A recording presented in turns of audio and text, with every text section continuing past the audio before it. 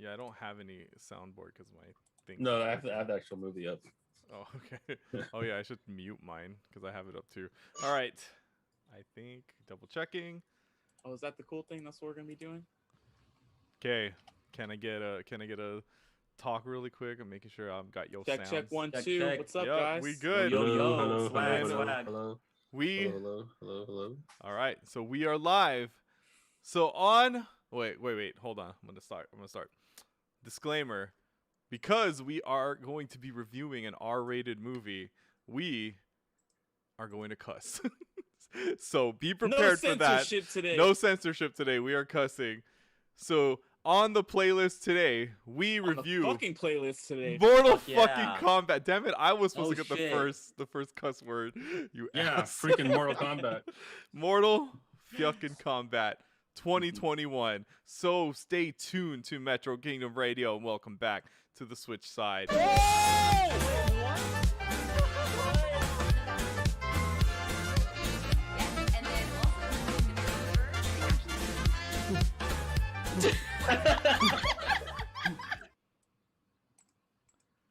Welcome everyone to Metro Kingdom Radio presents Movie Kingdom Radio, where we review video game movies and video game related movies. And if we get bored eventually one day, we might just go into nerdy movies. But for now, today, we talk about Mortal fucking Kombat 2021. The show debuted on April 23rd on HBO Max and in theaters. And man, oh man, was this the movie. So, I mean, we were super hyped about it. We talked about it quite a bit. We did a review of Mortal Kombat 1995. So go back and listen to that. I believe it was from, 2 weeks ago, 3 weeks ago. So if you want Probably to watch better for that, you than actually watching the movie. Yeah. go watch our review and discussion. But yeah, dude, Mortal Kombat 2021, man. It's like, should we just say if how we felt about the movie first off before we dive into this breakdown of the We'll do movie? eight words, 8-bit, 8-word review. Oh my god, you do the 8-bit 8-word Okay. review because I'm not prepared hold for on. that. Counting. Unpolished. I was excited for a movie. Mortal Kombat movie. Unpolished movie. Still fun. Liu Kang lame. I mean, I guess you kind of summed it up. That was a Yeah. run-on sentence, but you get the picture. So I take it that you kind of like the movie, huh? I enjoyed it, but it was fun because it was there's some great fun moments, and there were some great bad moments. So, Some great bad moments. Yeah. Some great bad moments. but it wasn't as bad enough to where it Annihilation is bad. Bad. Yeah, and I would rather watch bad than just bad. So If you can go bad. You Can I gotta commit to disagree with bad. you on that? yeah. Wait, hold you gotta on. go No, Wait. you don't want half bad. You need to go Oh. full bad. I think I'm gonna be with Rob. I think I have to disagree with you on that one too. So you'd rather watch bad, and then just bad? Yeah. So I only watch bad with friends so we can make fun of it. exactly. That's what I'm trying to say. Yeah, I wouldn't watch it alone, but I saw it in theaters with some friends, and it was great to talk smack about the movie afterwards. So that was fun. We're talking about the same Mortal Kombat. We're talking 2021, Yeah, right? yeah. We're not talking about Annihilation. Okay. But I wish I saw Annihilation with my friends too. That would have been fun. We would have talked about how now you die and all that stuff. Now you Now die. You die. Well, you know what? I realized something. I didn't introduce you guys. We were too busy. I'm over here getting ready to just jump in. I realized I didn't introduce you. Louis disappeared. So Yep, Louis. I'm just fixing my camera. I'll be back. I'm fixing my fan.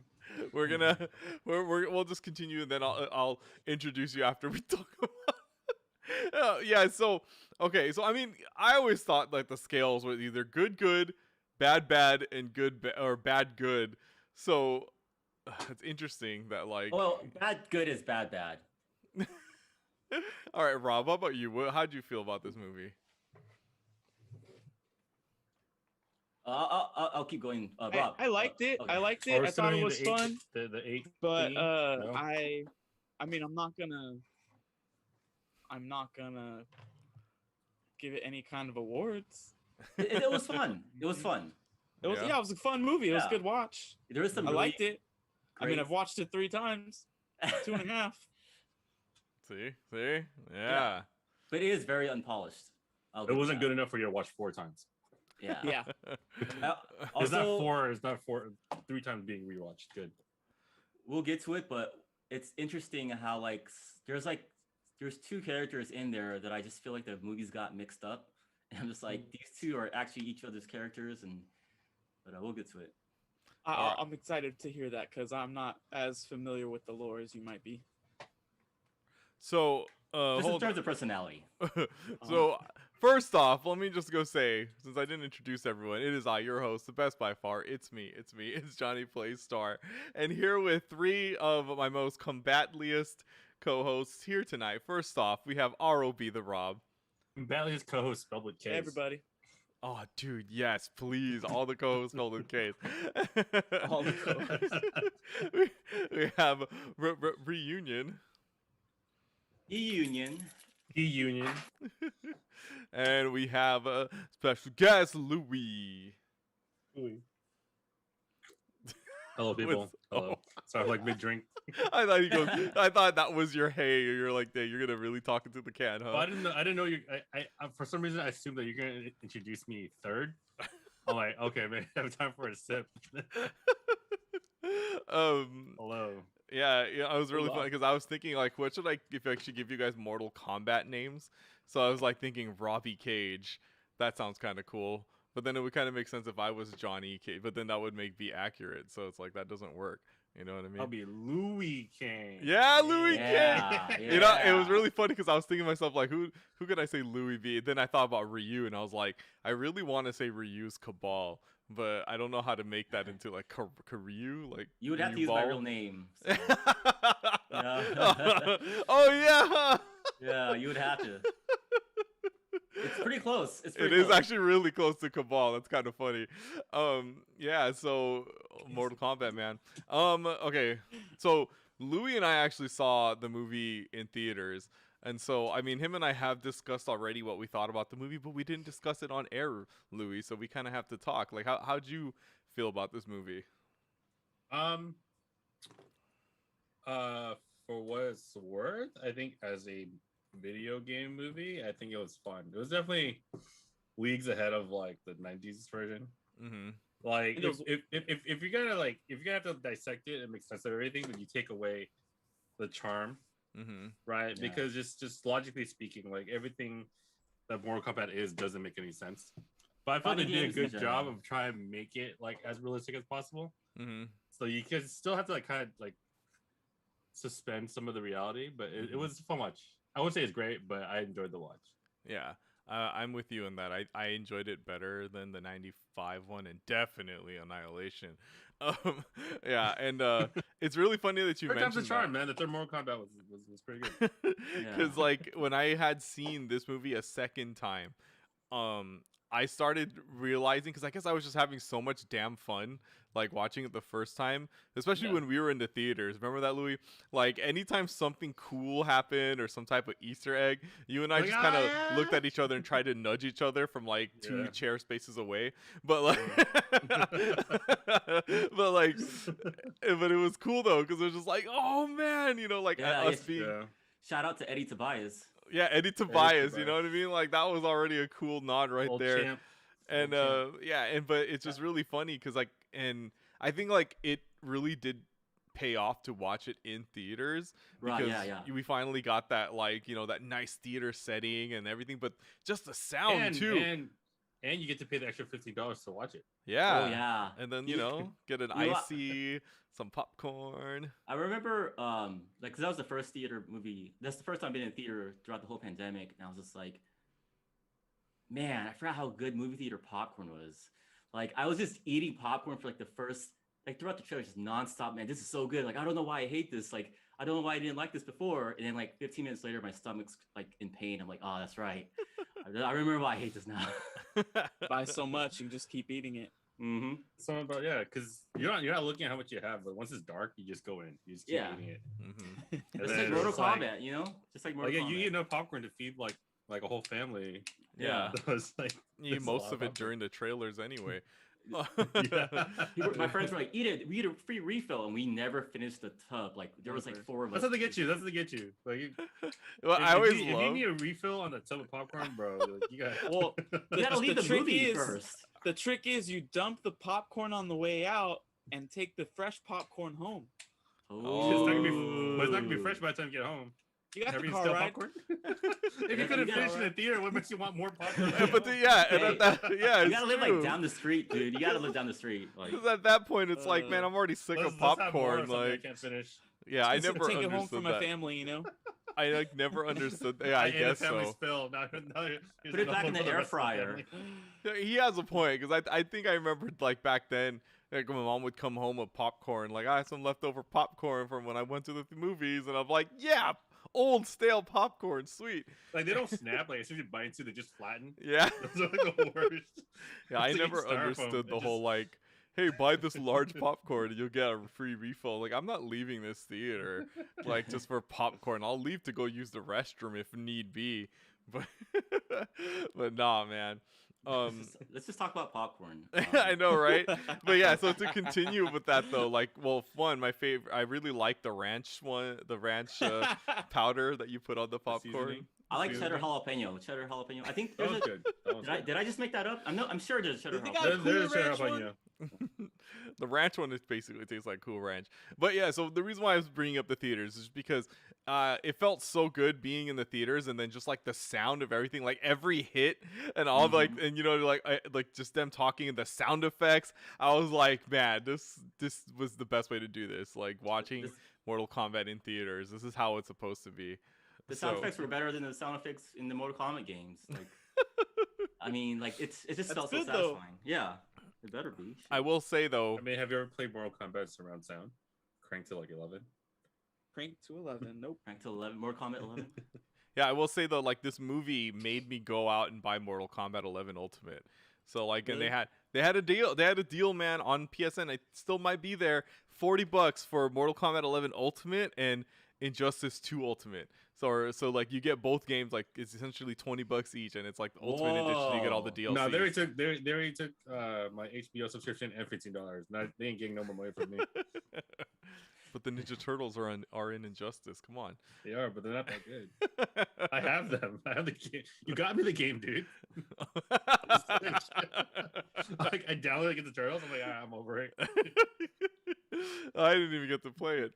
Yeah, well, you know, so I've actually been playing Mortal Kombat 11, and it's pretty fun. Sorry, Ryu. It's a fun game if you're not willing to play competitively. It's fine. Yeah, exactly. That's perfect for me. You know? Yeah. Sounds like my kind of game. Mm-hmm. So yeah, I enjoyed Mortal Kombat 11. Watching it the second time, I will say it made me realize how many plot holes and things that aren't really consistent. But I was like, yeah, whatever. I'm having too much fun watching the stupid movie anyway. So yeah, I enjoyed it. But man, I don't know. There was a lot of people that were kind of hating on it too, which kind of made me like surprised. I was like, really? You guys really hated it that much? Y'all got a Mortal Kombat movie, man. In day. So I mean, the main issue is that, you know, Liu Kang or even Sonya would have been a great like Luke Skywalker character where she's like introduced to the world of Mortal Kombat.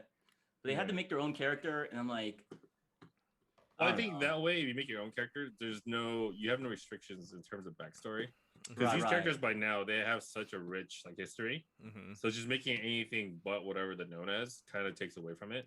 Mm-hmm. But right? it's like, well, sorry, go ahead. No, I'm just saying, like, it's just, I think, well, they gave, what's his name? Cole. Yeah, well, for whoever his name was. Noob Saibot? Boone? Not Noob Saibot. John Boone? Ed Boone. Yeah, Ed Boone and John Tobias. Ed Boone and John Tobias. John Tobias isn't there anymore. Yeah. But Ed Boone, he gave him the okay, like the creative freedom to make their own character, which I can kind of see why it would make it easier to just, I guess, make a brand new character with their own backstory. Mm-hmm. That way, that way you don't have to adhere to anything. Mm-hmm. But at the same time, like he's probably the worst character by far. Yeah. The whole movie. I mean, the thing is, like, Sucks. we're not going scene by scene, right, Johnny? Like, it's okay to That talk first about cage Oh, fight. I mean, we are, First but cage it's fight. okay if you want to want to Okay. just say your thoughts on Cole. But we Well, are so gonna there- go kind of scene by scene, sort of. There's a scene where Liu Kang and Cole Young are talking, and Liu Kang's like, "We can't win this fight," and Cole's like, "We mustn't give up." I'm like, dude, you just guys gave said each up, other's like- lines. Like, Cole Young's supposed to be the new guy. He's supposed to like, oh, Yeah. what are we gonna do? And Liu Kang's like, "We mustn't give up." That's Liu Kang's, thing. Yeah, no, he was getting his ass handed the whole movie, and then he Yeah. becomes the protagonist. Yeah. Yeah. Okay. I think the main issue is that because there's a main character that's not a Mortal Kombat character, there's less time on other Mortal Kombat characters because of that. So Here's my thing with Cole Young is that I mean, aside the fact that this guy has like the acting charisma of like a box of Little Caesars pizza, like okay, so he- look, it would have been okay if he was consistently bad, but there's scenes where he's actually good. and Yeah. you're like, how did you pull that off? It was so weird. Like in the beginning, he was really bad, and then for some reason Yeah. he got better, and I was like, "What?" There's Well, I mean, maybe that's the goal, because if you start really bad, you have nowhere to go but up. but up. there's a scene where like he's talking to They Sonya. I thought he was strategized, good. They knew he was a bad actor, so let's start off really bad, and he can only get better from there. Yeah. that's true. Ari, what were you gonna say? There's a scene where he's talking to Sonya, and I'm like, not Sonya, sorry, his wife or girlfriend, whatever. Oh, And yeah, I'm I just have like, words to Oh, you say mean the about that, badass too. of the family? I have words Yeah. to say about that. Go ahead. but he's like, he says something, and it's like the worst line reading. It's almost like worse than like soap opera. Yeah. And then the next line, he says it perfectly. And I'm like, was this coach like there for 1 hour and not there for the next hour? Like, I don't know what happened. Like, it's just Yeah. so odd. Like I think one of my the thing that he says to Jax when Jax gets him in the truck, and then what he says to Jax, like something about like, "Are you crazy? Are you something like that?" Was like so bad, and I was like, Jesus, this guy's horrible. But here's my thing about Cole Young, the character, is he seems mostly pointless, and I say this because everything that Cole Young does, you could have just put Johnny Cage in that role and it would have worked, except Right. for one thing. And there's one thing, and this is like the one thing that they created for the movie too, which is in Mortal Kombat lore, is that they needed someone to be related to Scorpion so that the Scorpion storyline ties into the main storyline. That's it. Yeah, That's Also- literally that it. really is Also, it. spoiler alert: if you had Johnny Cage as the main character, you can't be like, "I'm gonna go to Hollywood to look for." Ah, can't look for Johnny Cage. I'm going here to look for myself. They could have made a Johnny Cage a movie star, and like people were like, oh, he's fake, so he goes into fighting, and he gets his ass whooped, and then Yeah, but I mean, for the most part, and I he's didn't- Scorpions. I And- didn't mind. Okay. I didn't mind Cole too much. I kind of want him to be a playable character in the next Mortal Kombat game, or as DLC for MK11. Just Just I mean, you because- could lose with just any character in the roster. You do the same thing. Yeah, You don't need Cole Young to lose. Dude. there's You're a fine. create a character, and you can just create like silver shirt, and that's it. All right, let's get into this. So, Mortal Kombat 20. Oh man, you're gonna do this to me, HBO Max. So, Mortal Kombat 2021 starts off. It was We're in at 2011. we're at the Hanzo Hasashi compound. my Hey, boy. And that's the best scene in the whole yeah. movie. It's That's how all they get you. downhill. That's how they get you. The first 7 minutes fucked you up. You're like, yo, This and is then sick. you watch the first. I'm like, that was it. Yep, and he's In this situation, you start off strong and they just kind of decline. Yeah. It comes back for like 5 minutes. I'm like, bro. for foreshadowing, he's chilling with his Hey. with his wife Harumi and Chilling. He his wasn't. son His wife Jubei. and son were though. Yeah. Oh, yeah, that's true. and then like his daughter, which what the heck, he has a daughter, is crying, then he's like, Jubei, go help your sister, and then he tells his wife, I'm so lucky to have you. something bad is totally not gonna happen soon. Yeah. And- Yep, that's how it always happens. Foreshadowing. yeah, and then so he goes off and he's getting the element that which brings life, right? Yeah. So he's Which, by the way, he should have brought it he with him. should've- But, like when but she Katana wasn't there. Katana wasn't there. when his wife screamed, he should have just brought the buckets because he knows But that Sub-Zero's trying to kill him. Well, he didn't know until he got there. He didn't know what it was. Yeah, He but saw he- bodies. But he Didn't knew see- though, didn't- like, because after he No, killed he those knew 'cause he guys, saw- he screamed "Behind!" No, because he saw his wife and kids. Oh, that's Yeah, 'cause right, the duh. ice. That's how he That was knew. after the ice. It's not, dude. If your family's fucking, you're not gonna come back with 2 buckets of water. You're gonna jump gonna the slow shit you and down. go, dude. Nah, he You should have drop brought your it shit and because go, dude. she was the one who said she needed the How buckets. stupid would be the scene? He's running with 2 buckets. No, like imagine this. This isn't Mulan, bro. Imagine this though. It almost became one. I'll tell you later. But imagine this. Imagine if his wife just screamed because like there was a spider on the wall or something, right? Like, and He then would have killed her. and he didn't bring the water. She would have like totally gave him shit for it. She would have been like, "Where's the water?" Yeah. It's all right. He'd be like, I why heard you screaming? I heard you screaming. It's like, yeah, but that means you shouldn't bring water. Like, what the fuck? Well, I mean, okay, all right, look, the family, okay, their clan is an assassin clan. She's Yeah. not gonna scream over a spider. The Hasashi clan is a clan of assassins, so I highly doubt that. I'm just saying that I think he knows that Sub-Zero is trying to kill him because I think he knows. That's why he has guards walking around the compound. I guess the guards couldn't get the water, but you know. Yeah, Yeah. right. Why didn't they just send the damn guards to do it? Yeah. So then like we get a bunch of things, and then all of a sudden Bihan shows up, and he's like, "Where is he?" Jihan! And then he starts like pulling ice out, and then like Scorpion's son try to fight, and he just laughs at him. And then this is where we get this whole idea that for some reason Sub-Zero is trilingual because this guy can speak English, Japanese, and some form of Chinese. Really, all he says though is "for the lingue." Yeah. But hey, man, it's enough. You know what I mean? Well, he speaks English to Shang Tsung. Oh yeah, that's true, right. probably. Yeah. When he changes his name. Am I the only one that watched this movie? Oh, I'm sorry. I thought I was the only one watching this movie.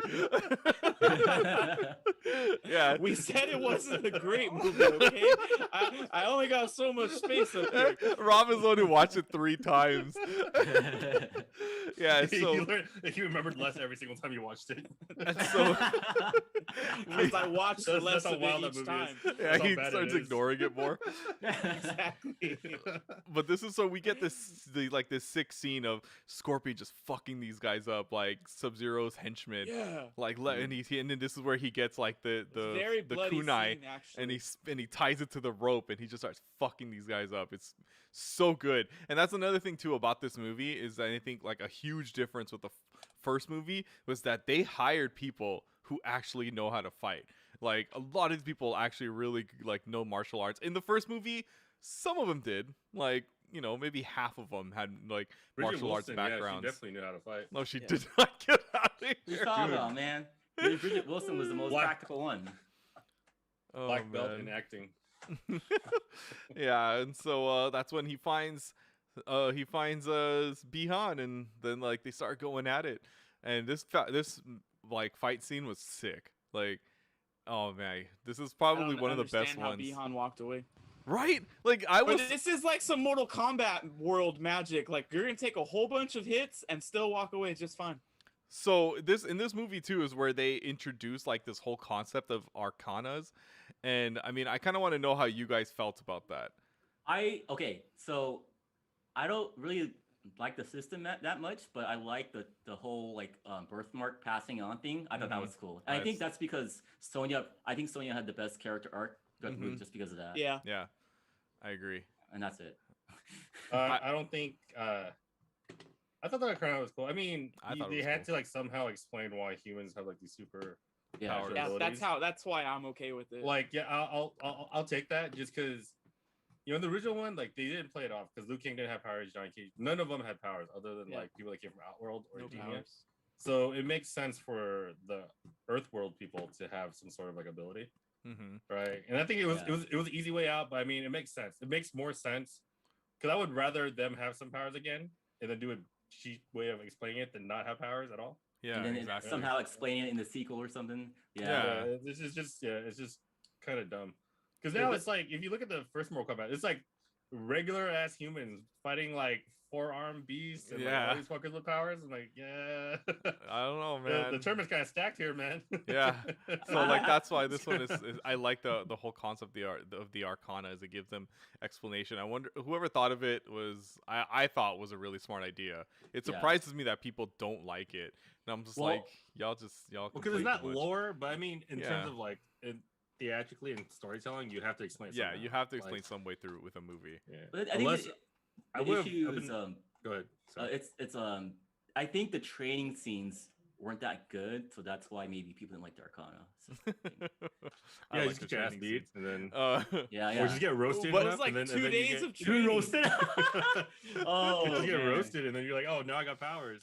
So, you just gotta be a snowflake. That's how you get powers. But here's the thing. Here's the thing, Robin. To bring back your thing is, I too was surprised that Sub-Zero won this fight, right? But then after watching it a second time, I realized why he wins.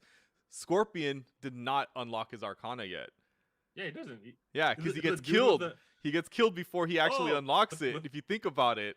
Yeah, and then that's the other thing I realized. They explained Sub-Zero because without actually explaining it, his Arcana is fucking ice. Yeah. Yeah, so that's how you get it. Yeah. But then so it's just like, but Scorpion, they don't show that he actually had unlocked it. So I think maybe that's the reason why he loses to Sub-Zero here, because I think he unlocks it by dying. Like, you know what I mean? Because then he became a Hellspawn, and I think that was his Arcana. He got by pure rage. Yeah, pretty much. And then by vengeance. I wonder how they can do it though, because like the whole Lin Kuei clan, they're cryomancers, so that's like in their in their blood to like. It's in their that's how they do it. But yeah. I mean, I don't know. Just Mortal Kombat. It's Mortal Kombat, man. Yeah.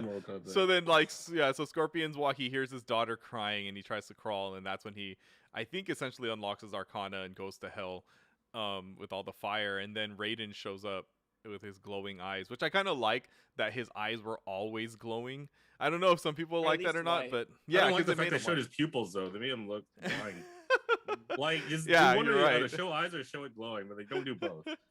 So it's like you see the eyes, and then you still see the glowing. So it's like kind of weird. Mm-hmm. Yeah. So then that's when and here's like a change of lore, right? It says that the prophecy foretells that a new group of champions will be united by the rise of Hanzo Hasashi's blood, and so that's where we get this scene of Cole giving us the whole nod that he actually is related to Scorpion because he has yellow grip tape or like wrist tape, and then so this is where he's like getting his wrists taped up by his mom. Because like, okay, when I was watching this, I legit thought, I was like, who is this girl that's I never thought in the beginning. Yes, I never thought that was his wife. I thought that was his sister, his older sister. Then when the little girl shows up and he's all like, who's going to be your your manager? And he points at her. I thought that was his younger sister. I thought they were all like... No, I thought the younger sister was... his younger sister. Uh-huh. But I didn't know the older sister. I thought the older sister was like just a friend. Yeah. Of some sort. I was assuming friend at first because then I thought she does look older. And then I was like, oh, maybe they're both sisters and they have nothing to do with them. Yeah. I it was very confusing. And then to bring up like later on when we get them at eating ice cream. And like he has his arm around. Well, I mean, I'm skipping ahead, but like I just want to bring this up because it's like he has his arm around her and he walks off, and I'm just like, are they brother and sister? Like it's kind of weird. Like he has an arm around her. How old is that girl? Because she looks way too old if that's supposed to be his daughter. And he goes and eats her ice cream, and then he goes and kisses her mom. And I was just like, what? I'm so confused. And then she calls him dad, and I was like stepdad or dad? No, dad. And so it was just so confusing to me. And like it really bothered me that I had to be confused. And I asked everyone about this, and everyone was confused at this part too. Like nobody understood the relationships at the beginning at all. I must have not heard that dad part, so I went through the whole movie until the end, thinking that was his little sister. Oh my god! Yeah, they did like a very poor exposition on them. Mm-hmm. Like if they like me and John were talking about like if had they like in the opening scene we're seeing like taped up before the fight. If they had just somehow used any sort of exposition at that point, it would have been fine. Because everyone that watched the movie got confused because at first you don't know how they're related, so you think, oh, it's his mom, and then the little girl is his little sister, and then turns out the mom shows up like, oh, okay, maybe he's like the boyfriend of the mom or stepdad. But no, he's like the actual dad. But you don't find that until like Goro starts fucking shit up. Yeah, so it's like it's so confusing. And I was telling Louis how like they could have done this easily. Literally, all they had to do was when the dude was like, "Who's gonna be in your corner?" and he would have been like, "My daughter." Like if he literally just pointed at her and said, "My daughter," or then everything. Or when she was when his wife was taping up his hands, if he had just kissed her right there, you know what I mean? Boom. Like, good luck. No, we'd be like, oh, he kissed his mom. Yo, brother done kissed his mama. I mean, the coach could have been like, oh, your daughter, really? Yeah, you're gonna let your daughter watch you fight. Any exposition to establish the fact they're a fucking family would have made so much more sense. It would have, and so like I was really bothered by this, and I think it's because like I felt wrong. Like I felt like I was dumb for feeling this way, so I had to look it up. And so this girl that he plays his daughter, she's legit like actually really young. Kimber? She's like, but like their age difference. It's like he can't actually be her dad, like in real life. Like he would be too young to have given birth to her, like when she was born. No, because he's 34. If he got her mom knocked up when she's 50, then they would have been. It would have worked out. Yeah, so it's just like, you know what I mean. So it's like, okay, well, it's not weird that we were confused because everyone was confused. I mean, I also made the joke that like, Cole Young looks way younger than the wife does, so that's where like the whole misinterpretation takes place. Yeah, because you don't make that connection because they like the age gap. I think she's older than him, not by much, but he looks so young, so much younger than she does. Yeah, so it just completely throws you off. Like, well, who are you? And that's not to say that like, you know, she's ugly or anything. She's pretty, but it's just like we were just really confused. Like, way to ruin the lore, geez. Yeah. You know? So then that's when we get Shang Tsung Sub-Zero introduction, and Shang Tsung was just like fuck the tournament. we're literally going to take the premise of the beginning of Mortal Kombat 95 where Shang Tsung killed like Liu Kang's brother and in the Mortal Kombat that happened last week, like, but you know how it just seemed like maybe he was just killing like Chan just to either get Liu Kang to come to him, or he just wanted to kill the champions. But then so this one they were like, you know what? Fuck everything that gets really confusing about the first movie where like the tournament rules make no sense. We're just not gonna have a fucking tournament. Yeah, that's so lame. And Shang Tsung is literally just gonna be like, screw this tournament, kill everyone, and then we'll just say we won by default. Yeah, then like what's even the point? Like why even go through all that? Like, is that easy? How are you gonna get excited? Like you got the whole audience excited, you know? It's like even Ash made it to freaking Indigo League Plateau. Like, come on, man. I'm so pissed about that. The wife's name is Allison, right? I think so. I don't even remember those names. One of them is Allison. I don't know if it's the wife or the daughter. It's one of them. the daughter was Emily. Oh, okay. They were the most memorable characters, Johnny. How could you? Wow. All right. So Louis Tan is 34, and the Laura Brent who played Allison is 32, and she looks way older than him. How does she look older than him? Damn, that sucks. Wait, so how old is the little girl? 13. Oh, 50. okay. Oh, so I guess he could have had her when. Okay, yeah, I was. 20. I mean, seeing how like he had to throw fights for money, he did probably have her at 20. Yeah, but then again, I don't know. She just looks old in general too. Doesn't she kind of look like Devin Aoki, like just a little bit? No. My friend mentioned it, and I was like, I can kind of see it. Barely, yeah. She looks like because she's not cross-eyed, and she doesn't look like she has like some sort of syndrome. So Jax gets introduced, and he's like, "Hey, Cole, let me see that marking, though." And that's the daughter's like, "It's a birthmark. It's so cool. You should see it. It's great." Dad, show him your chest. So that's what happens. And then so they're eating ice cream, and then that's when you see like the ice rising up, and Sub-Zero is just walking like. Yeah, and how is anybody chill like that in July and all, and ice starts appearing? How are they just like, hey, there's ice, there's snow, it's July? Yeah, if anyone's like that shit goes down, like I mean, to be honest, so let's say you're chilling and you're like just hanging out, and then things starts to freeze over in the summer, you'd be like, yo, what the fuck is this? I don't think I would have booked it. Yeah, I wouldn't have ran away. You know Like, what I mean? yo, Because hey, what I the wouldn't hell? have thought to myself, yo, Sub-Zero series trying to kill us. Let's get the fuck out of here. Like, Hey, I would you have know, thought something's up. I've seen too much shit. Rob- I've seen Rob- some movies, man. Rob's got his survival guide is like, if you see ice forming in July, let's send me some shit's going down. you know, it's so hot in Sacramento. Like, I'll take it. Like, I'll die. I'll take it.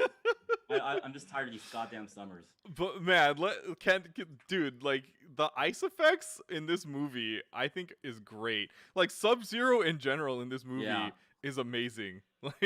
Like they did such a good job with his effects and just his character in general.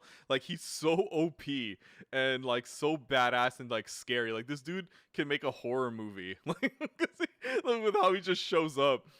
Yeah, and so that's when we get Jax, saying, "Hey Cole, you're invited.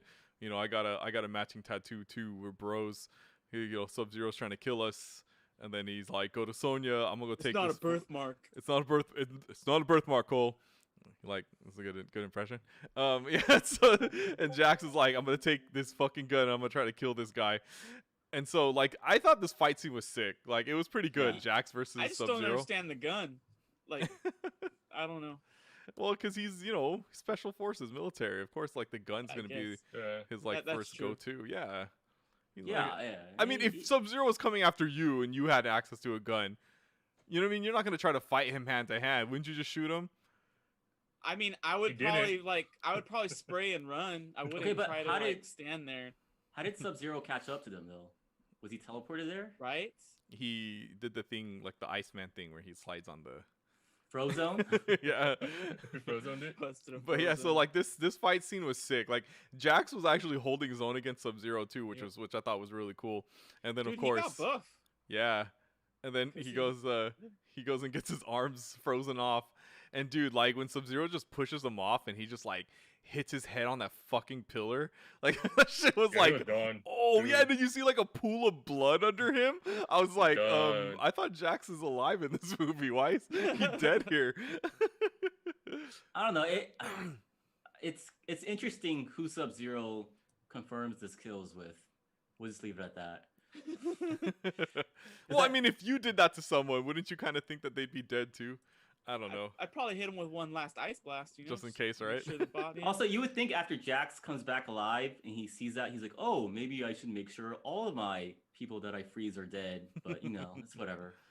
Then we get our introduction to Melina, which is cool, and Shang Melina's Tsung cool. straight up Yeah. just says like, we didn't win 9 Mortal Kombats by playing fair, which is like, That's damn. a long time to be cheating too, man. All right. It's like a Right? And those Elder Gods Elder Gods so is like, fuck lazy. it, whatever, it's fine. Yeah, he even Just says that too, like, right? Does he say the Elder Gods are too lazy to stop me? I'm like, damn, Shinnok, come on, Cetrion, what the fuck y'all doing? This guy's cheating.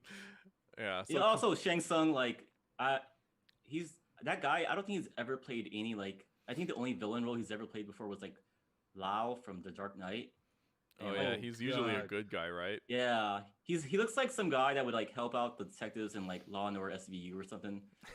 It's just like, oh, I don't know. I think I Yeah, saw the- a girl. Library. the but maybe the believability wasn't completely there. Oh, Yeah, my he's too nice. He's too nice. Damn, I Yeah. can't believe they made this. I can't believe I didn't get one. What? I sent it to the Discord. You talking to us, Louis, or you? Yeah, I sent it to the Discord. Oh. Oh. That's Sub-Zero. There's a Sub-Zero where what is going on? A special move edition? Oh man, that looks sick. That looks official too. Yeah, it looks so dumb. It Why is would- official, isn't this? Yeah, that looks official. Yeah, it's. I mean, back then, and nobody knew what the heck anyone did. So It's Yeah, I so can't put it up stupid. on the thing, but yeah, Louis just sent this funny like Sub-Zero toy to us.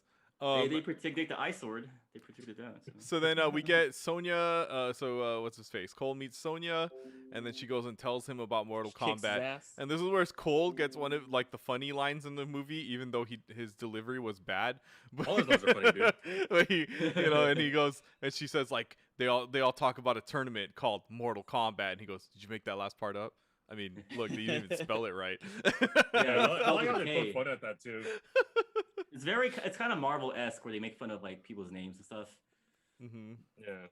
Yeah. So I thought that was pretty funny, like Cole. But then like you see in some of these things that she's showing him too, you see other Mortal Kombat characters. Like we get a glimpse of Nightwolf, and it looks like Kotal Khan. Like so, it's interesting that Nightwolf, yeah. You see that, and then we get an introduction of who arguably is the best character in this movie. That's fucking Kano. Kano. Yeah, dude, dude, he's so good. He was so good. I hated the fact that they made him so likable because I was like, man, you're gonna betray them and you're gonna die, and it's gonna make me sad because you're so fucking funny. Although I will say, like, the worst part about his character was that the way they made him betray, which is kind of dumb.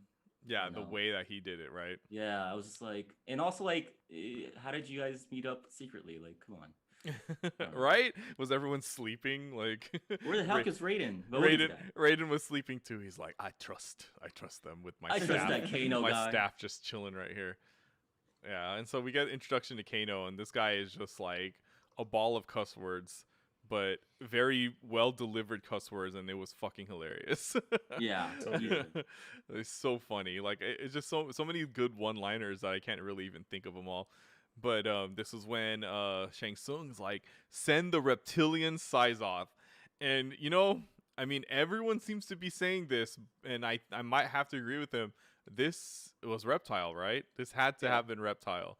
Like, even though some people will say, like, I know Louis was saying, no, it's just someone that, maybe it's just one of his species. But then wasn't he supposedly the last of his species? So Reptile's real name is Sizoth. Oh, okay. So it probably was him. It probably was him then, yeah. And so we got Reptile as just like, an actual Reptile. Wasn't that his character model in one of the games? Yeah, I think so. Like they turned him into like more of a lizard. Yeah, they did. But then like he would have like techniques, like ninja techniques. Like he knew how to, like, you know what I mean? Like he had ninjutsu and stuff too. But yeah, I mean, essentially he's just a lizard. And he can turn invisible too. So yeah, and it's kind of crazy. They had to like take three of them to take him down. And then this is where we get Kano's fatality, right? Where he just like Sonya stabs him right there, and then Kano just gets up and like fucking just grabs his heart. Ah! That was fucking great. And he's just like, Kano wins. I remember seeing that scene. I was like, if the whole movie has more of these, then I definitely got my money's worth. Fatalities. And I did. Yeah. We even got a bestiality. The dragon? It's called Animality, Rob. Jeez. That's a different one. Yeah, look it up. Look it up, Rob. You'll see the difference. You'll clearly see the difference. It's called the Animality, and it wasn't because Liu Kang didn't actually transform. He didn't actually transform into the dragon. It was close. You know what would have been cool if bestiality, yeah. No, I was hoping for Liu Kang to do the fatality where the arcade cabinet falls on them, but that never came out. What? So Liu Kang has this like fatality where like a Mortal Kombat arcade cabinet just falls on them. Oh right, yeah, that would have been sick. They could have made that happen too. Yeah, I don't know how they'd be able to make that happen. Not unless they were fighting in an arcade. It's Mortal Kombat. Let's say there was an arcade thing at the gym. People just accept it. At the boxing gym or whatever, the MMA gym. Oh yeah. And Cole Young kills Sub-Zero with the Mortal Kombat. It doesn't have to be Liu Mortal Kang Kombat. has to do it. Liu Kang would come and do it and then leave, right? Yeah. So we get Kano scarred face, and then like this is where we get a funny line where Sonya like offers $2 million. He's like, you don't have $2 million. Look, you live in this shithole. And then like she's like, hey, I lived here my whole life, okay? $3 million. And he goes, fuck it, $3 million. And then Cole's like, you're not gonna really give him $3 million, are you? And she goes, No, I don't have 3 billion. I live in this fucking Shit. shithole. So Oh, good, man. so good. It's so good. And then, dude, this is where we get one of the most pointless scenes of them in the plane. It was so, like, I didn't understand, like, what was the whole point of this? Like, why couldn't we just show them, like, walking in the desert? Especially because when we get the plane taking off, I think it's because we saw this in the theaters that I got to see this wide and clear. The strings holding the plane up as it was flying. Like, Really? yeah, it's so like, watch this on like the most HD screen you can and watch that plane take off, and you'll see some strings. Not unless they edited it out, but there was strings holding that plane up, and I saw it in the theaters. There's a Godzilla somewhere in the background. And that's another thing about this movie too, is like there's a lot of like weird bad like editing that I feel like it was kind of rushed.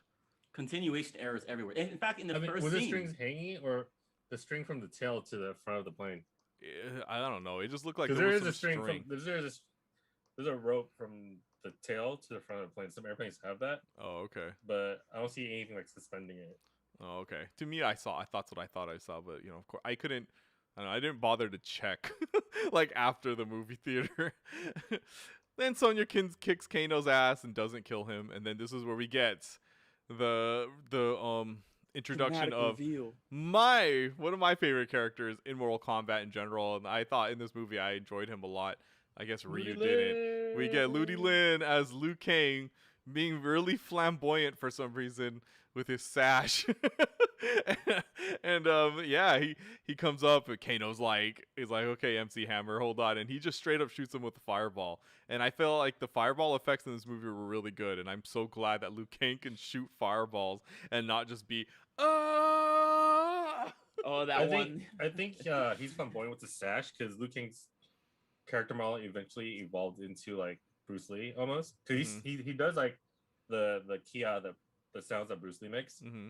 And if you watch Enter the Dragon with Bruce Lee, he does the same thing with the sash. Oh, really? So he's posing, he flips the slash, he flips the, like he does like this little like tussle with it, like he'll flip it like when he does like a pose. So I think that's where they got it. Yeah, and so this is where we get one of my funny, like to me, one of the funniest parts too was when Kano's like, "You have fireballs. Am I gonna get superpowers too?" And then then Liu Kang goes, "There's much to learn," and Kano's like, "The fuck." He puts his arm on his shoulder. He's like, "The fuck." Oh, it's good.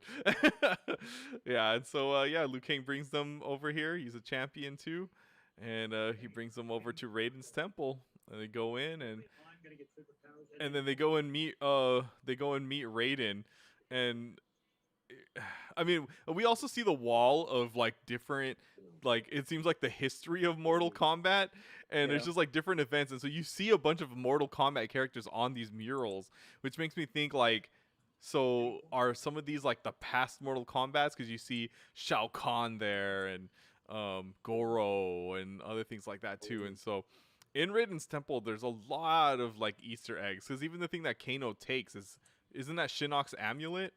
Yes, it is. Yeah. Oh yeah. So yeah, you see Katana's fans, so it's interesting that like there's like all these things, and it really makes you wonder like how that's gonna work. Yeah, and then is this where we get? Did they meet Raiden first, or did they see? No, they don't. They that's when they see Jax, and then like Liu Kang says, like we're gonna try to help him. It was too late, and his arms are still coming off, and you see they're getting ready with the mechanics for his arm. But then like they go and meet Raiden, right? And is it me, or was Raiden just kind of a dick to them? Like, right from the beginning, he's all like, still better than the other Raiden, the original Raiden. I don't think so. Sorry. Yeah, like he goes, this is what you bring, this is what I have to work with. And it's like, I thought we were going to get a Mulan montage over here, because I thought he was going to be like, make a man out of them or turn them into a bride, because either or, right? Isn't that what she says? This is what you give me to work with. And so like, yeah, and he's just over here like just talking shit about them, and then they constantly bring up the fact that Sonya doesn't have a marking. Yeah, poor Sonya. That was so messed up. Like, well, you should have just kicked her out at that moment. Like, I don't understand. Yeah, but I think they saw that she was trying to help. Yeah. Yeah. So poor Sonya. Poor Sonya. And kick her out. Someone knew what was gonna happen. Yeah, and then that's when then Sub-Zero breaks in and Liu Kang. We get a glimpse of Liu Kang versus Sub-Zero, where Sub-Zero dodges the fireball, but for some reason Liu Kang doesn't know how to dodge an ice ball. Right? Right? Yeah, did you get mad at that too? Like he just Hell yeah. sat there and just took it. I was like, you could have just went. I'm sure you're fast enough to do it. And then like it looks like Liu Kang's about to like get destroyed by Sub-Zero until you see the frisbee hat flying in. Boom! Woo! Kung Lao comes in looking sick AF. Like they make Kung Lao the badass that they always say that he is in the games, but we never really see. But then like in here they did such a good job because out of all like the Earthrealm champions, he seemed to be the strongest one. He's casted really well. The guy who he came out of the ground. Yeah, yeah, he did the teleporting thing. Yeah, which is sick. Yeah. Which, by the way, is a lazy fighting game mechanic. I don't know how that got passed through production, but just saying. Using his teleport, hat. man. Get him with the mix-ups. Yeah, and so Shang Tsung's just like, screw this, just kill them. Raiden comes up, he's like, no, I don't think so. And he uses the lightning staff that I was like, I've never seen Raiden actually use this, but then when I was playing Mortal Kombat 11, I was like, oh wait, he has a staff. Maybe he does use this and I just didn't realize it. Was that in the original games? I don't think right? so. But I think was it Mortal Kombat? Weapons in Mortal Kombat 4 they had weapons. And so I think maybe Raiden had a staff at that point. Yeah, and then so like they go to like the little training pit. Kung Lao kicks out Sonya, and then it's like you can't play here. And then so like we get like Kung Lao versus Cole. You know, Kung Lao beats his ass. Sonya and Jax. He even cuts him with the hat, man. He was no remorse. Yeah, he really did it. And then Sonya and Jax with this dumb little T-Rex arms. When I saw that, I was like, they are not gonna stay with this, right? Like he's gonna get better arms, right? Dude, yeah, this dude came out fine with this dude. He came out fine with malnutrition arm design. Like you think fucked up. Hey, yo, these arms aren't ripe yet, dude. I actually thought like you could have just like because they brought like other realms like technology. I'm like, dude, I'm pretty sure Earth has better technology than for like, arms, right? Yeah. Yeah. And then so after this, then like we get a 3D printer, right? And then we get Liu Kang versus Kano, and dude, Liu Kang, this dude is like more shredded than some of the cheese I see on pizzas. Like this guy was cut as fuck. I remember when he was Bruce Lee buff. Yeah, like when we saw him, we were like, "What the?" Like this was one of the moments where Louis and I had to look at each other and we're like, "Oh shit, this guy's cut as hell. What the fuck?" He got more buff throughout the movie. I feel like it's almost like he gained more muscles, like more ripped after every scene. Yeah, after seeing that, like, yeah, it made me choose to be gay. Yeah, and so like we get, and he does the sash thing, and we get like Liu Kang versus Kano, and this is so great because I didn't realize this the first time watching this, but this is a total callback to the games where people would just spam the sweep button. Like they would just keep spamming sweeps, and then they would just kind of bounce back up, and then like just sweep them again. And so this was just like a total callback to that, with Kano just like constantly getting swept. Because the computers were so cheap, like you would just have to spam it and hope that they were so cheap, dude. Yeah, they really were. I mean, Mortal Kombat 2 Arcade, they say, is notoriously one of like the hardest like things ever. Yeah. Yeah.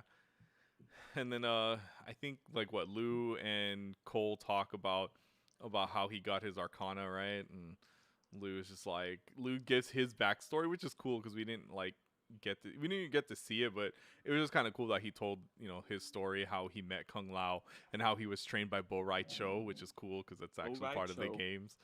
And then the drunken master.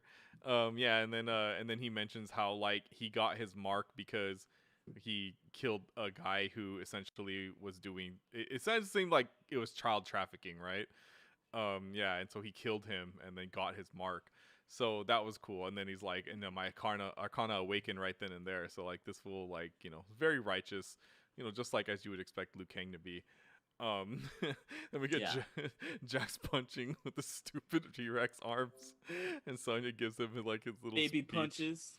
Oh, bad for him, man. They gave my dude some arms made from like spare bicycle parts, dude. He was so jacked up. He woke up, he's like, ah. Like it was like worse than like Luke Skywalker when he saw his arm, he's like, oh god, but this fool's just like, oh, like it's both of them, and they were 10 times worse than like Luke Skywalker's arm. Poor bastard. Yeah. Poor guy. Yeah. Oh man. Yeah, and then so I think this is where we get the table scene, right? Where they're all eating Kano dinner. comes in and makes fun of Jax.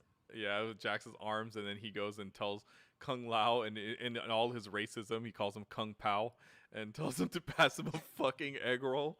And that's when Kung Lao and Liu Kang were like, "All right, we got this," and they just start egging him on, and they called him like an aggressive bunny, weak and soft, angry, Useless. weak and soft, useless, everything. And he was getting so mad. He's like, "I'm the Black Dragon." Black Dragon. He goes and tells them, like, say something about Liu Kang and his anal beads, and then like and Liu Kang tells him like, you need to bow down to Kung Lao, because this guy's better than you. And then he goes, how about both of you bow down and take turns sucking my sack? I was like, man, this guy's so funny. Yeah. Dude. And then that's when he gets mad, and he's just like, now pass me a fucking egg roll, and he shoots his stupid eye lasers. Okay, I haven't only seen the scene once. Did that seem intentional on Kung Lao and Liu Kang's part? It was 100% intentional. Because they looked at each other. They looked at each other, and okay. then they said, like, I got this one. So yeah, they did it on purpose. I wonder if there's someone that they've in the past that they've trained that went through that. Like that they were kind of like, oh yeah, so he's one of those guys. We'll just make him angry. Yeah, we'll just make him really pissed off, because like to him he's like super prideful and everything. So that's how he unlocked his eye laser, and he called Liu Kang a pussy for having fire while he had eye lasers. Yeah, then Kano starts beating up Cole, and that's when like Cole tells Raiden, he's like, I can't unlock my Arcana. And he's like, why was I the only one that had it since birth? And that's when Raiden like tells him about his lineage. He's like, you are, what does he say? Like, you are descendant of the greatest ninja ever, Hanzo Hasashi. And he's like, I thought that the blood would be very strong in you, but I see I was wrong. Okay, but he had to have said that like to set it up, right? Because he sees time, doesn't he? Or like. Yeah, well, and here's the thing too, and this is like one thing that like Louis and I really laughed about, was because I couldn't understand a half of what Raiden was fucking saying. Okay, Rob, you agree? And Yeah. I got so confused because Raiden says, I found the daughter of Hanzo, and I hid her away where he wouldn't try to look. And then there was a pause, and he says, for centuries, I something, right? I did not hear that. I heard him say, I heard him say, I hid her away where nobody could find her, Los Angeles. Okay, first of all. And I was like, why would he hide him in Los Angeles? He adopted her back in the 1960s. America wasn't found until like the 1700s. And they were in a temple on the West Coast, like West Coast in LA. It didn't make sense to me. I was like, he's just saying like, no, he said Los Angeles. And I was like, No, why he the fuck would we doesn't. say Los Angeles? That makes no sense. and I was like, hey, there's temples in Los Angeles, it made no sense to me either why he would say that. And then like Louis was like, no, he says the Lost Temple or something like that. And then we go and look it up. Louis goes and looks it up, and he literally says 4 centuries. And like, we looked at the subtitles, and I was like, the way he says it, he goes 4 centuries, and I was like, it sounds like Los Angeles, man. I'm telling you. What did you think he said, Rob? Well, I watched it at home, and I've been watching stuff. Subtitles? It's a little noisy here. Yeah, so I've been watching stuff with subtitles. Also, you knew he said 4 centuries, man. Yeah. I'll be honest, I didn't hear anything. I just heard the word daughter. So I had to put it together in my head. I was like, okay, so that's not Ko Young. That kid was a daughter. I didn't realize that. I didn't realize that either. Yeah. Yeah. Well, it's because in the beginning he tells his son to tend to your sister, so that's the only reason why I realized it was a daughter. All right, and then so this is where we get Shang Tsung and his New World Order crew. We get Shang Tsung, Kevin Nash, Scott Hall, Hulk Hogan. No, we get Shang Tsung shows up and he's all like, he goes, "Here are my warriors: Melina, Sub-Zero, Cabal, General Reiko, and Nitara. Look at her; she's so beautiful. Oh my God, I want her so badly." He's not. Like he would not shut the hell up about how beautiful he thought Nitara was, and I love that he goes, she's beautiful, isn't she? And fucking Cabal's like, yeah, the Screech is such a turd on. Yeah. Cabal's the second best character. Yeah, right. Yeah. Cabal's the second best character. I love the way that he talks, and when he's all like, he goes, "We need to find a way to get past that shield." And Cabal's like, There's this guy that's in there. Goes by the name Kano. He's a real piece of shit. You'll love him." So good. So good. Oh, that was one of my favorite lines. He's a real piece of shit. You'll love him. That was so good. Also, Cabal, like later on, like he's actually. I'm glad that he was powerful in this movie because in the game, he's actually really in the meta at least in like Ultimate MK3 in the tournaments, he's like he might be the best character in that game. But I've seen like Ultimate MK3 tournaments between players, and everyone just picks Cabal. Like everyone's just spinning half the time. He's pretty annoying to fight in MK11. Let me tell you, he's so damn fast. Yeah. He has like the dashing move. Yeah. Oh, I hate it. Yeah, and so that's when Cabal, and then this is what we talk about, right? Where Cabal like just shows up at the temple and he's talking to Kano while everyone's asleep, like, you know? Yeah. How does Raiden not see that? Like, right? Guards? I don't think Raiden sleeps, so why is he just not there? Like, why is he leaving his staff unattended to? And so that's when All set up, right? Yeah, I think it was. I really think it was. And then that's when he does his dumb laser eye and then like breaks it, and then Shang Tsung breaks in, and then and then Cole goes home. Right, because Raiden gets mad at him, and so he's with his family, and then fucking Goro shows up inside his garage, like why? It's funny that like he's all like, "Prince Goro, I'm so glad that you're here to help us. Here, let me go send you to Earth to beat up this one guy."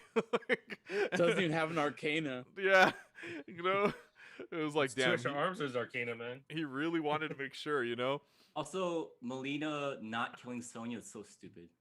Yeah, like when she stabs her and she's like, "Your blood is not of a champion's blood," and then she just disappears. She's like, "Oh, I need to go and throw this up really quick. Be right back." Nasty, yuck. Ew. But dude, I was pretty like when Goro showed up, I was like, "Fuck, this guy is screwed." How is he gonna fight Goro? Is he gonna do the Johnny Cage thing and punch him in the nuts and kick him off the there was no cliff? shots in the movie at all. It was what? There's no ball shots in the movie at all. Yeah, well, no Johnny Cage, man. True. It has to be reserved for him. Yeah. Well, if and when they do it, second when they bring him in, he has to do that move. Yeah, he's the main character. If he's not the main character, I'll be so mad. Yeah, but I loved it though because then like he go in and what's his face? Kano's like he's like, "Oh, some girls can just be so picky, but I'm not picky," and he just starts beating the shit out of Sonya.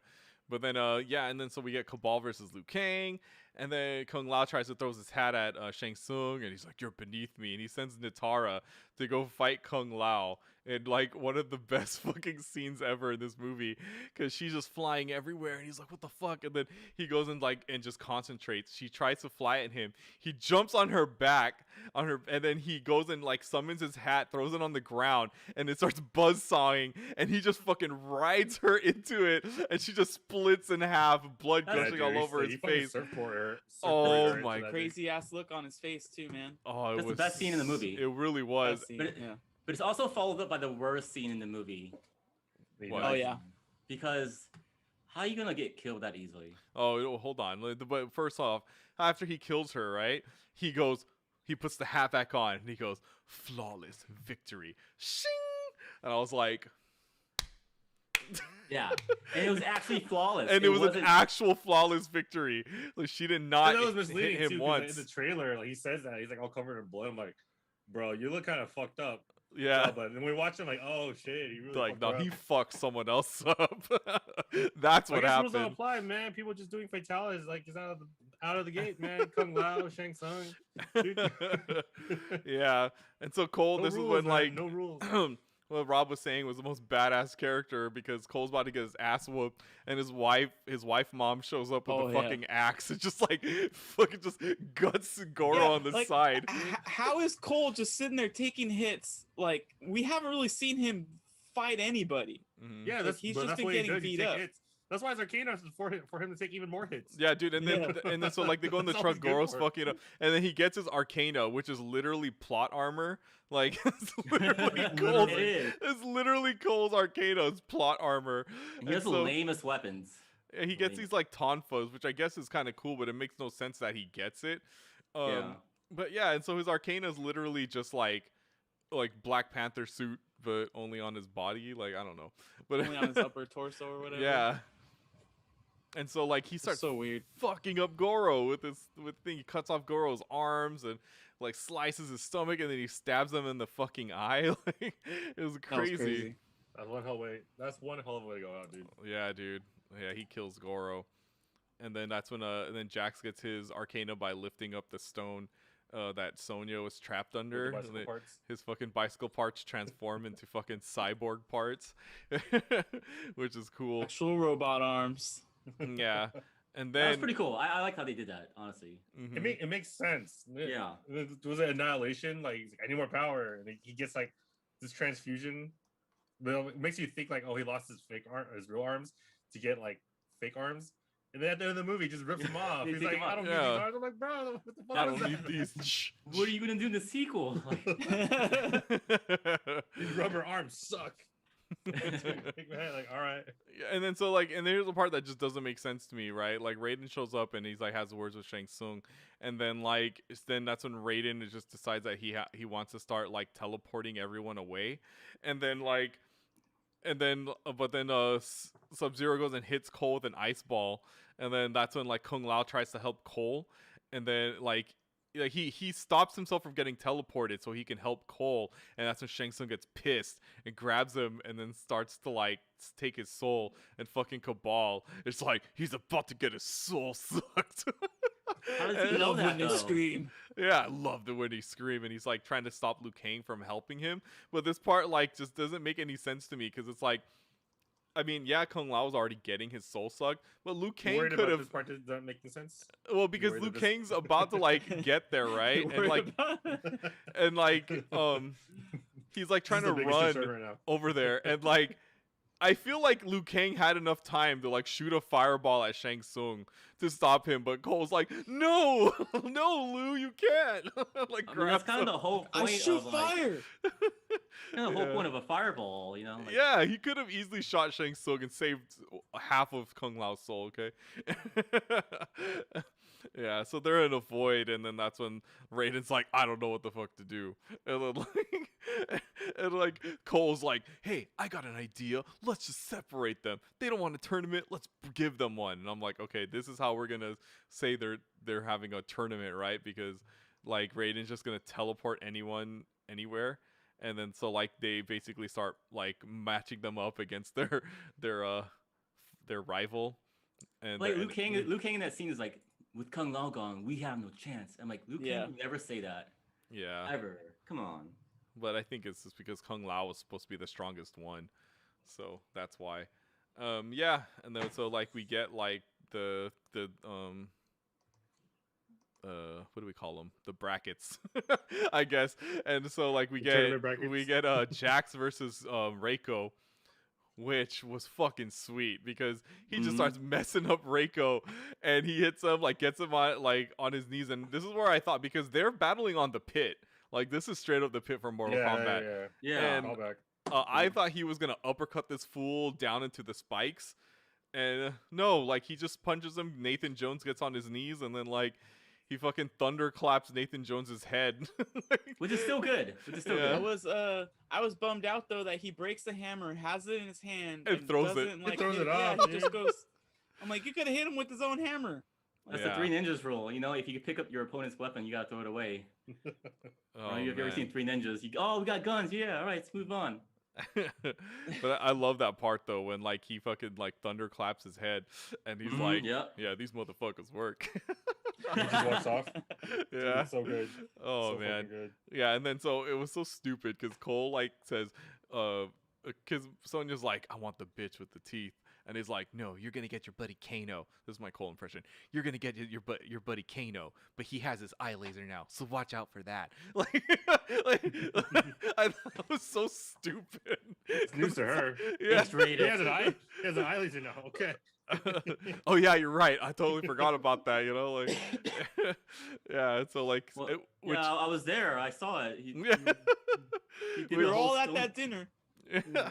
Which I thought was really cool that like we got, if you know, of course, because Sonya and Kano are like sworn enemies, like in all the lores of Mortal Kombat, and so you know, Sonya versus Kano, and so I love the fact that like she kills Kano, one with the gnome that he spat on, and two just because like she finally earned her marking, like her Mortal Kombat marking, and it was she takes it from Kano, like that was sick.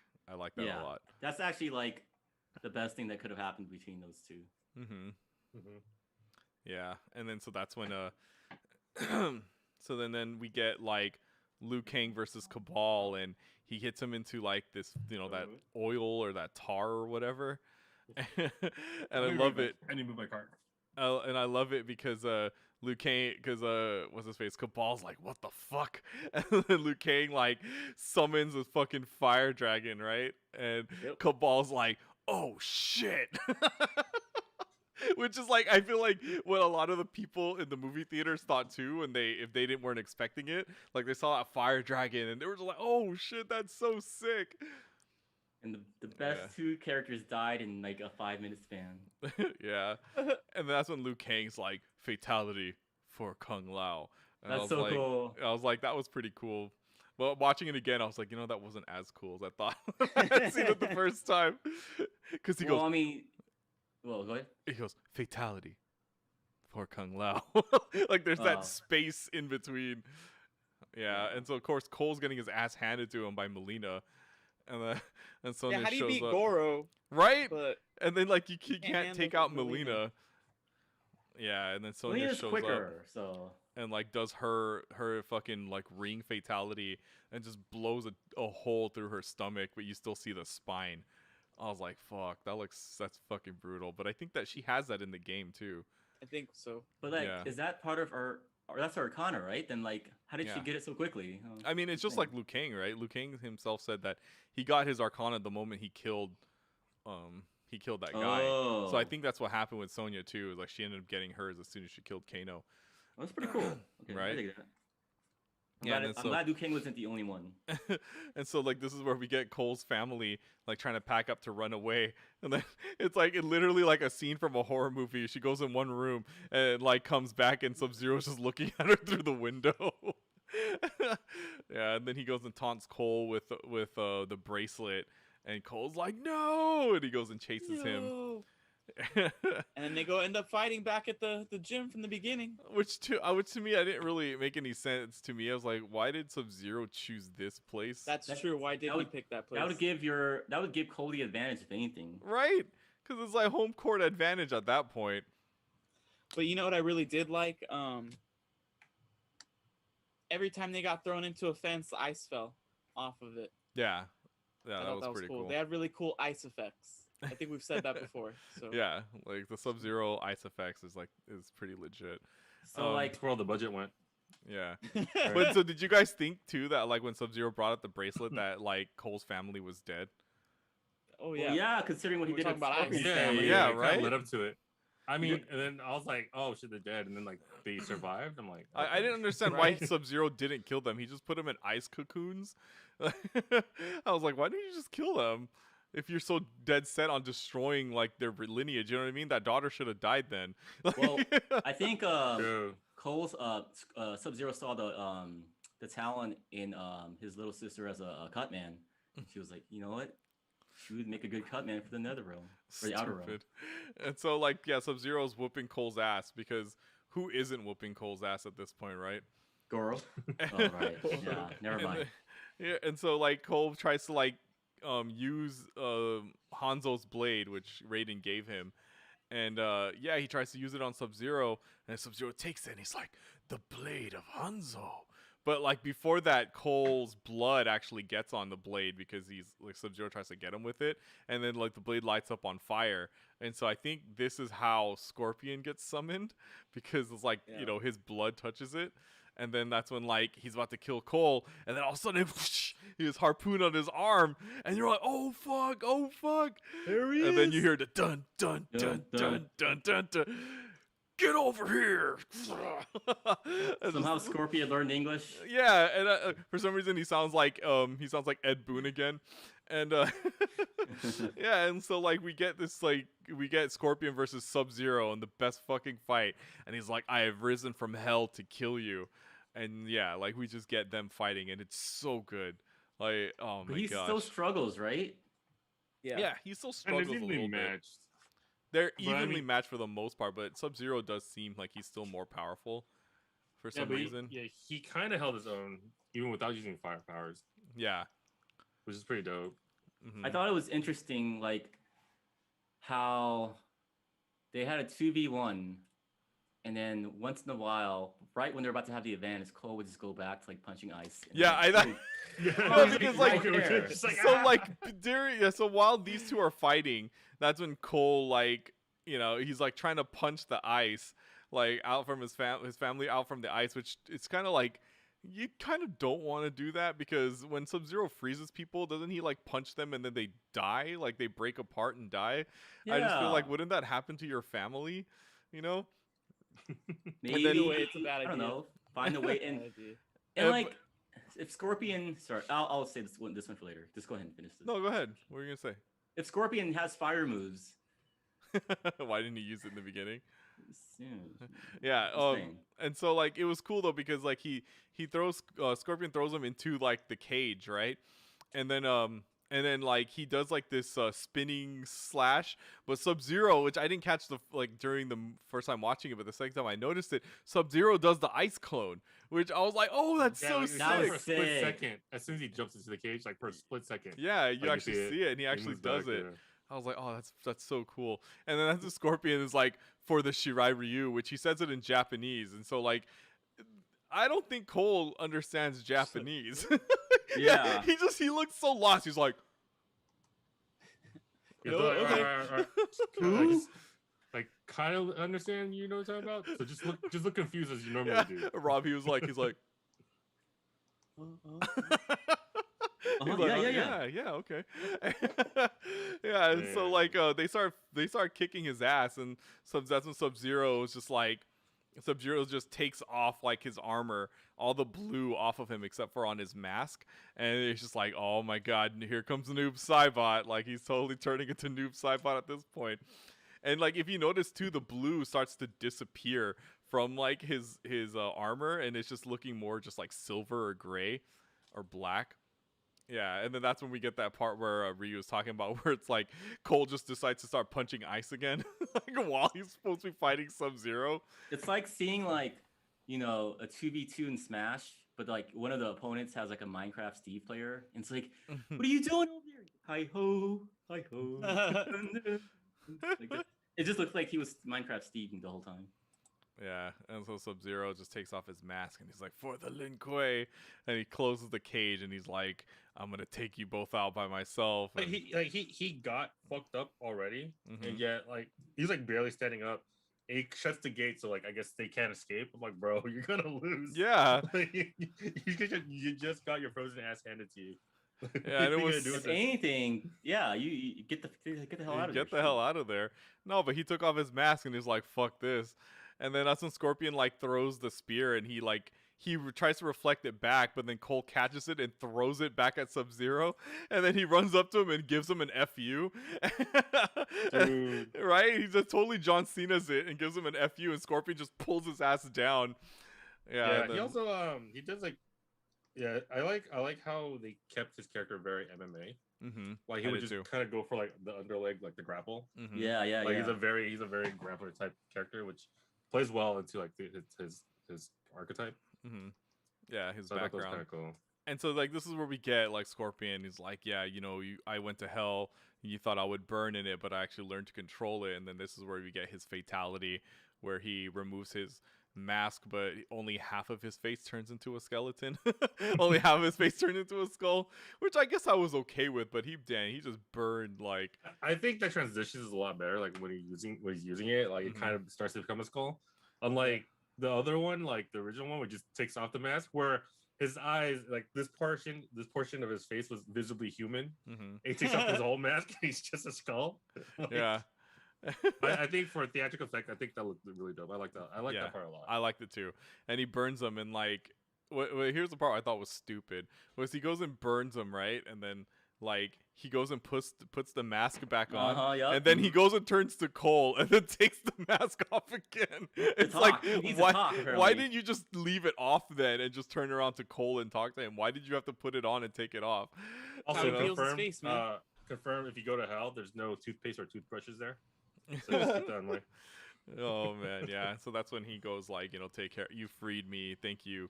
Like, take care of my bloodline, and then that's when Raiden shows up too late with like the rest of the crew. It's like, oh wait, I was like, what did he say? He comes out and Liu Kang's like, what happened here? Like, oh, you guys took care of Sub-Zero? Aight, cool. Yeah, like no, cause now it looked like Cole got all the credit for killing Sub-Zero. It didn't even look like Scorpion showed up. So Cole's been like, yeah, I did this all by myself. I killed Sub-Zero. I killed Sub-Zero. Actually, Bloodline did it. That's all me. Wait, so why didn't Raiden? Oh right, Raiden wasn't there. I was about to say like, it's just so broken that you could teleport anyone anywhere. Like, right? Maybe teleport people to your damn temple. Like, shoot. Or teleport them out of your temple. Yeah. Like they showed up at Shang Tsung. Like he could just move them, right? Like since he moved all of them, the rest of them to like random places. Well, why did he have to teleport Reiko on like the bridge of the pit? Why didn't he just like teleport him above the pit so he would just like so he could just fall to the spikes? I didn't know I could do that. There has to be a ground somewhere. Yeah. Also, I think Raiden knew Sub-Zero would show up, right? Because after the fight, he's like, I thought like you're not supposed to help. And then he did the equivalent of Christopher Lambert's. Yeah, and so Shang Tsung says you killed my fighters, like, and you think you've won, but death is only another portal. And it's like, so you see him like teleporting Sub-Zero and Goro away. So it's like, maybe they're gonna come back in the next movie. Like maybe Sub-Zero will be a noob Saibot. But I thought it was kind of weird that he didn't go along with Melina too, because I'm almost certain in the next movie Katana's gonna be in it. And it's like, you know what I mean? Like Katana and Melina should be together at some point in here, but yeah, relic. That means she's already dead, right? Maybe. Yeah, and then that's when and then he teleports Shang Tsung away, and he's like, he talks too much. The most understandable line, right? I feel you, bro. Yeah. What? What'd you say? And that's what Cole's like, I'm done fighting these $200 fights for you. And he's like, where are you going? Hollywood. Going to Hollywood. What the hell's in Hollywood? Not what. Who? And he walks by a poster and you see Citizen Cage, played by Johnny Cage. Like, oh shit. So it's like, how self-absorbed is Johnny Cage? Can you imagine any movie being released now with like the actor's name being in the title of the movie? and right? Claiming they're the Citizen Kane of it. Yeah, but it's like, Citizen Kane. It's Johnny Cage, right? Like you have. Yeah, I know. That's the character, but it's like just that. So like, oh man, so over the top. Yeah. So then we get so that ends it, and it seems like we might be getting a sequel. I mean, the movie seems to be doing well in box office, and Joe Taslim, the guy who plays Sub-Zero, has said that he signed on for 4 movies, so this was movie 1. So like if they decide to continue it, he signed on for 3 more, which means that he's probably going to be Noob Saibot in the next ones. I've seen some people theorize that he's gonna play Kuai Liang and just be like, Bihan's twin brother. I don't know, but I mean, we're gonna get a Kuai Liang. We're gonna get Sub-Zero number 2 as well, and Johnny Cage in the next one. And so here's my question to you guys. I know we're running a little late, but who do you think we're gonna get to play Johnny Cage? The There's Miz. a lot of talks. There's a lot of talks, man, of people. The Miz. Yeah, I mean that's the Miz has said that he wants to play it, and then Ed Boon himself actually retweeted it saying the guy makes good points because the Miz in WWE essentially plays Johnny Cage's character. Like he plays like he's supposed to be like a Hollywood hotshot, who's just like. So I can kind of see that, but I see the other front runner that a lot of people are saying is Ryan Reynolds. Damn, yeah, Rob doesn't like He it. can't play everybody. Right? Yeah. Yeah, he can't be everybody. He really Yeah, can. he can. He's Detective Pikachu. Yeah, he can. The guy who plays Kano, Josh Lawson, he says that he wants James Marsden to play Johnny Cage. Yes, please. Not the Donut Cyclops? Lord. Yeah, the Donut Lord, man, Cyclops? Cyclops. Yep. Ugh. Yeah, he's saying that's what he says. Like, so I don't know. You guys have anyone that you would have in mind that you would think would be a good Johnny Cage, or you didn't really think about it? The Rock, because he's fucking playing everything. I The would Rock not movie. mind that. The Rock. The Rock as Johnny Cage. At one point, Raiden says something about them having been fighting for like 4,000 years, Mm-hmm. or it seems to be in relation to Cole and the whole Hanzo lineage. Mm-hmm. So that had me completely thrown off because like Hanzo died in like 1700. So, I like, know, I'm it doesn't make confused any about that sense. one. It would have only been like, I think, if I were to guess, I think Mortal Kombat happens every 100 years. If I were to guess, that seems to be the case. It's in every generation, right? So Yeah. I guess. So I guess every 100 years. That's what So I think 2 Mortal Kombats have happened. Where Sub-Zero was like part of it. I'm sure. So yeah, I'm But excited. they also cheated the last 9, so I don't know if, how that even worked. And it's crazy because like in lore, the Kung Lao was supposed to be was originally like the last champion of Mortal Kombat for Earthrealm, and then like Goro kills him in like the next one, and so then like then they've won the next 9 after that, or the next 8 after that one. So that's why they say like he's the legendary champion, but it's just like, yeah, but then that's like 1,000 years ago. Like, was there really a Kung Lao 1,000 years ago? Like, I don't get it. Like, it doesn't make any sense. Yeah, it's like the year 1020. Kung Lao year 1020. Yeah, like Yeah. was Kung Lao a dinosaur at this time? Like, I don't get, is the original Kung Lao a dinosaur? He has it's like a T-Rex with a hat. Yeah. It's all hat. See, Jax, your arms aren't that bad. The damn T-Rex one. Yeah, so I don't know, man. So yeah, I guess we always want to just give the movie a quick rating before we head out. A quick Raiden. Raiden? 7.5. Yeah. Okay, I want to say one thing. I thought it would have been a cool twist if Cole was actually not related to Hanzo, but Hanzo was trying to kill him, and Cole was actually the last member of the Lin Kuei, or one of the last members of the That's Lin Kuei. the theory I was going with. I thought that he No, was Kuai no, Liang. because that would make a good storyline. They're not Yeah. gonna have that. I thought They he weren't was gonna have Kuai that. Liang, and then like Scorpion was trying to kill him. Yeah. Or better yet, based on the outfit, it would have been cool if he was Sun Wukong, just turned into a monkey.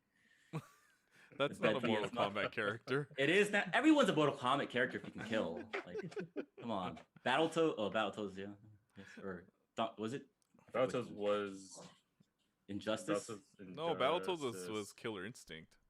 Yeah, Killer yeah. Instinct. Yeah. Yeah. I give it. Man, it's better than the original Mortal Kombat movie, but I actually kind of enjoyed the original more just because It's funny and cheesy, right? it's consistent with its humor, I guess. Yeah. In this movie, like the editing is so bad. I remember being so impressed by the first scene, but when he drops the water buckets, there's like a continuation error, and like that's just a one-time thing, right? Like that can't happen throughout the whole movie. You and your And then damn it water did. buckets. And I'm just like, man, that should have been like foreshadowing. But I'll give it like a 6 out of 10. Okay, 6 out of 10. I'm with Rob. I think 7.5 out of 10 is good because I enjoyed it a lot. But I don't know if it's good enough for me to want to give it an 8. Yeah, But I think, right. yeah, right. But it's like, but I 7 I think is good. But then I just enjoyed. I had a lot of fun watching it, and I loved all the Mortal Kombat Easter eggs. A lot that we didn't even like mention. Right, But, yeah. and just being a fan, just seeing all of that modern day Mortal Kombat, it's really cool. Like, I would have given it an 8 out of 10 if someone yelled out toasty, but well, get 'em all. I'm saying, like, Toasty. Sub-Zero was pretty toasty at the end. You know what I'm saying? Right, that was Same. perfect. Someone had to. So is Toasty. Cabal. That's true. His daughter unfreezes. He's like, toasty. Toasty. Wait, isn't that how they get out of the ice? Like, how Yeah, do they get out of the ice? Scorpion Yeah. does like a fire thing. Yeah. Could have done it earlier, but How about you, Louis? What rating you want to give Mortal Kombat? I will give it a 2 out of 3. That way I can give it a good score and a bad score at the same time. Hey, that 4 out of 6. That's 2 out of 3. 2 out of 3. Wouldn't that essentially be the same as 7.5 out of 10? That's awesome. No, but 2 out of 3 sounds better and worse at the same Actually, time. it's a little bit closer to Ryu's score. Oh, really? yeah. Hey, I'm okay with that. All right. I liked it. I liked the movie for what it is. I liked it. It was fun. It was really fun. Yeah. And I'm excited for a possible sequel. I really hope that they go along with the sequel and that we get like more of the characters. Well, I mean, good for them. They scored number 1 in the box office the weekend it came out. Yeah. Granted, only 2 movies came out that weekend. It was Mortal Kombat and Demon Slayer. So one of them had to take number 1. Well, they had demons and a giant lizard, so they got both parties. Who do you guys? I mean, for me, like, who do you guys hope to see in the next movie? For me, I just want to see Johnny Cage, Katana, and Kuai Liang, like the next Sub-Zero. That's who I want to see in the next movie. I don't know. Who do you guys want to see in the next one? I want more Scorpion. You want more Scorpion? Just non-stop Scorpion. We're gonna get Shao Kahn for sure, right? So I feel like Shao Kahn would be Shinnok. at the end because Yeah. Shang Tsung is going to be the main bad guy in the next movie. So Shao Kahn would be the third one. That's Striker. Can we get a drunk bull ride show? Mocap. Going up you everywhere? want Bull Ride Show? A Striker. Oh, man. Striker, I would only want mocap. Striker if they get John Cena to play Striker. Like he goes, "What am I doing Or over here? Kenshi. Like, like, what am I doing in this world? Blade, what am I doing here?" oh, it'd be sick. They probably won't bring him in, but the I forgot his name, the cowboy, Aaron Black. Oh, yeah. Aaron Black would be sick. That'd be kind of cool if Aaron Black shows up because he does That's have very like more modern. It is more modern, but he has Really ties more to the modern. Black Dragon though. He has Yeah. Oh. he has ties to like Kano and Cabal, so maybe he could show up. It'd be kind of cool. All right. Who Well, else? yeah. Smoke, I guess. Smoke would be cool. Robots? Oh, sorry. Cyborgs. I don't know. I don't know if I want the cyborgs there yet. We'll save that for the third movie. Predator. I'm okay with that. They should bring in all the DLC characters. That would be great.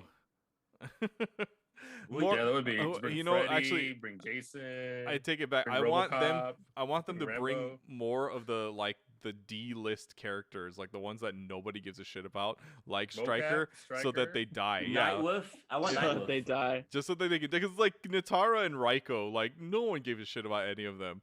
You know what I mean? So like they were there so they can die. Like they were there so they can have like a sweet fatality done to them. So I just Ermac want and more of Rain. that. Yeah, give me Ermac and think someone give a sweet fatality to him because Ermac Or Tremor. sucks. Because Ermac Tremor. sucks. So Tremor. Give me that guy too. Give me Chameleon. I want that guy too. I want Yeah. Ed Boon. I definitely don't. I don't think I'll ever be excited for the character Shiva. Like ever. I don't think you can make her super cool. I would. Never. Oh man, the girl Rashina? Goro. The girl. Yeah. Goro. Yeah, Yeah. girl Goro. Girl, yeah. If they bring Motaro, I want Motaro, but I want him to die. Like I don't. Motaro's a Centaur, right? Yeah. Motaro's a Centaur looking I thing. want the Jax versus Centauro rematch. Motaro, yeah. And then Alright. Motaro, like he takes off his horns and he's like, I don't need this. I don't need, He gets I stronger. don't need this.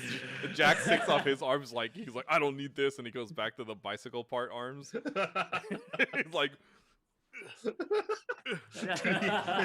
he was literally running the Sock'em Rock'em robot arms. Man. yeah, he was rocking soccer robots. Rock and Roll, but that's the next DLC character. Yeah, like I just need that, and I need Cole to just punch some more ice.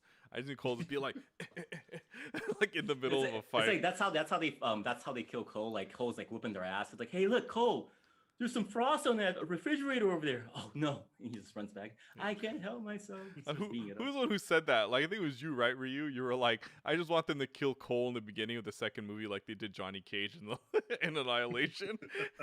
Oh, I didn't say that, but that would be nice. Or was it you, Louis? Was it you, Louis? I don't know. One of you guys said that. Yeah. All right. I think that should wrap it up for us here tonight. So thank you everyone for listening / watching to us. And allow us to say our goodbyes. Louis. Peace out. Thank you for having me on stream. Ryu. Flawless goodbye. Rob. Adios. See you guys next time. And for me, your host, J-Playstar. Be sure to follow us at Metro King Radio on Twitter at Metro King Radio. Follow us anywhere, like at Facebook or Instagram. Download our podcast wherever you download podcasts, like Stitcher, Spotify, Google Play, iTunes, Animal Crossing Pocket Cast. And subscribe to us here on YouTube and hit that notification bell so you'll know when we go live and whenever we upload videos. And so thank you, everyone, for listening to us. And until next time, we shall catch you on the sweet side. Get over here!